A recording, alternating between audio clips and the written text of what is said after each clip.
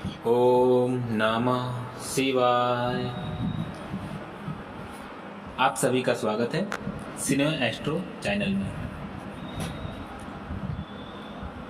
चलिए आज की इस वीडियो में बात करने वाले हैं जो शनिदेव हैं उनकी साढ़े और उनके जो भी गणित है, उनके जो प्रभाव होते हैं, उनके जो असर है, शुभ और अशुभ जो भी होते हैं, उनके बारे में संपूर्ण जानकारी आपकी इस वीडियो में मिलने वाली है। तो पूरा वीडियो जरूर देखिएगा और अगले बहुत आने वाले सालों तक इनके किस तरीके का फायदे आपको मिल सकते हैं, इस बारे में भी संपूर्ण जानकारी मैं आपको दूंगा।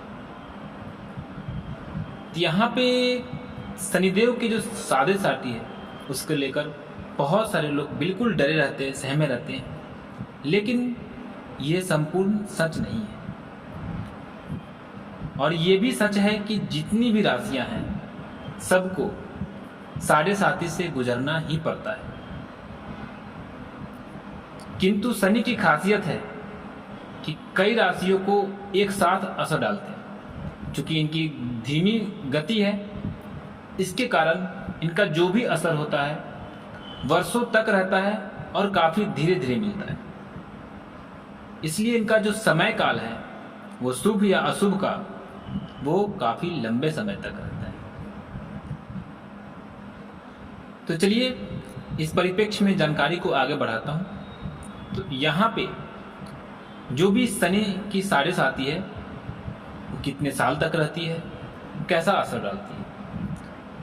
तो जो शनि की साढ़े है वो 7.5 साल तक रहती है। आमतौर पे एक पूर्ण आयु वाले इंसान के जीवन में जो साढ़े है 3 बार, ये जनरल व्यू है कि 3 बार आती है। इससे ज़्यादा बार भी आ सकता है, कम बार भी आ सकता है, लेकिन ये आमतौर पे है ये 3 बार आती है। और ज़्यादातर लोग कम से कम 2 बार अवश्य गुजरते हैं शनि की साढ़े से। ऐसा इसलिए होता है क्योंकि शनि की जो गति है वो बहुत ही धीमी है।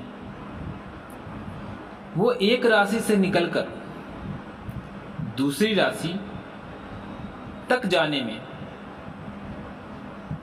2.5 साल का समय ले लेते हैं। इस तरह एक बार साढ़े खत्म होने के 30 साल बाद दोबारा आती है। अब मैं आपको ये समझाना चाहता हूं कि साढ़े होता क्या। साढ़े के 3 हिस्से होते हैं, जिसे ज्योतिष शास्त्र में पहला, दूसरा और तीसरा चरण कहा जाता है। पहले चरण को साढ़े की शुरुआत कहा जाता है। दूसरे चरण को साढ़े का चरम काल कहा जाता है। और जो तीसरा चरण होता है उसे आमतौर पे उतरती हुई साढ़े बोला जाता है। साढ़े का हर चरण 2.5 साल का होता है। इस तरह से जो पूरी साढ़े है खत्म होने के लिए 7.5 साल का समय ले लेता है। इसलिए इसे साढ़े भी बोला जाता है। बहुत सारे लोग जो डरे सहमे रहते हैं, ये डरने वाली चीज नहीं है। और ऐसे भी शनिदेव कर्म के देवता है। आपके कर्मों पे निर्भर करता है कि आपका फल किस प्रकार आपको मिलेगा। अगर आपके कर्म अच्छे हैं तो शनिदेव आपको रंग से राजा भी बना सकते हैं। तो यहाँ पर अब जानते हैं कि जो पहला चरण है वो कब होता है। जब शनि देव किसी इंसान की जन्म राशि से पहले वाली राशि में होता है तो इसे साढ़े की शुरुआत होना कहते हैं। इसे मैं फिर दोबारा बता रहा हूं कि अगर किसी इंसान की जन्म राशि से पहले वाली राशि में होते हैं तो इसे साढ़े की शुरुआत होना कहते हैं। और यही दूसरा चरण तब शुरू होता है जब किसी की राशि में जब शनि आ जाते हैं, तो इसे साढ़े साती का दूसरा चरण कहा जाता है। तीसरा चरण जब शनि जन्म राशि से निकलकर अगली राशि में पहुंच जाते हैं, तो इसे साढ़े साती का आखिरी चरण कहा जाता है।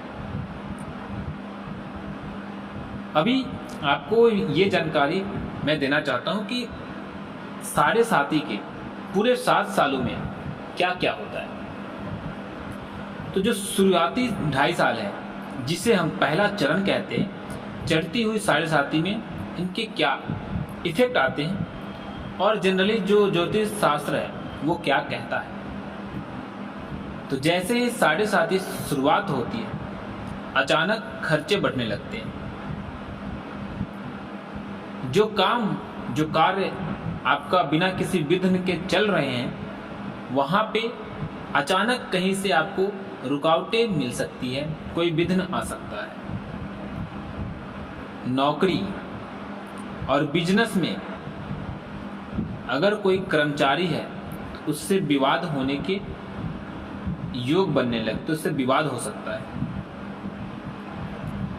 लेकिन आपको इस दौरान धैर्य और समझदारी से काम लेना होगा।